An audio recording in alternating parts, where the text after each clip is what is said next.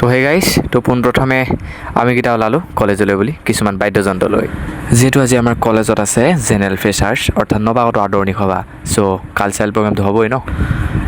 তাৰ পাছত কলেজৰ ভিতৰলৈ সোমাই আহি দেখিলোঁ বহুতো ৰমণী। তো অকণমান ময়ো কেমেৰাটো ইফালৰ পৰা সিফালে উলিয়াই অকণমান নিজকে এটিটিউড দেখালোঁ। তাৰ পাছত গম পালোঁ অডিটৰিয়ামত দি আছে বোলে পেকেট লাঞ্চ, চ' ময়ো গ'লোঁ। ভিৰ দেখিছেনে, তামাম ভিৰ লাগিছে। অৱশেষত শ্ৰীকৃষ্ণক প্ৰাৰ্থনা কৰি মোৰ হাততো আহি গ'ল পেকেট লাঞ্চ। এয়া হৈছে আমাৰ কনক দা, পূৰা খোৱাত ব্যস্ত। খাই থাকোঁতেই গম পালোঁ আমাৰ বোলে বিহু টিমটোক মাতিছে। তো ব'লক অকণমান দেখুৱাই দিওঁ আমাৰ বিহু টিমটো কেনেকুৱা হৈছিলে ফ্ৰেচাৰ্ছৰ দিনাখন।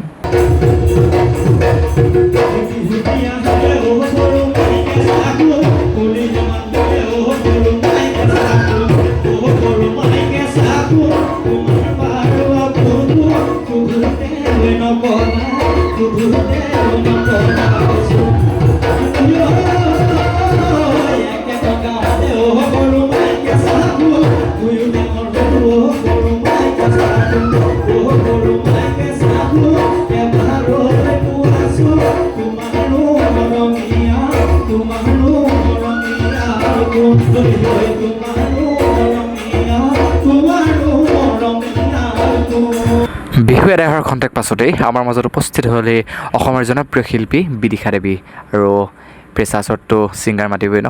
তো ব'লক চাওঁগৈ বিদিশা দেৱী গীতৰ শৰাই, ব'লক।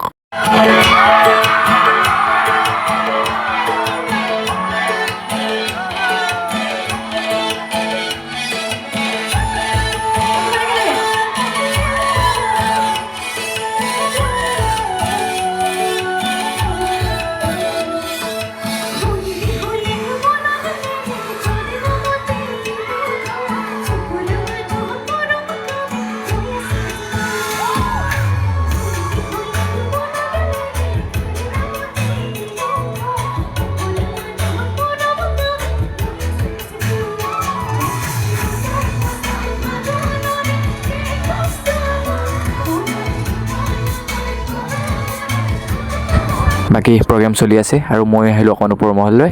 তো ইয়াতে ভিডিঅ'টো সামৰিছোঁ। Thank U.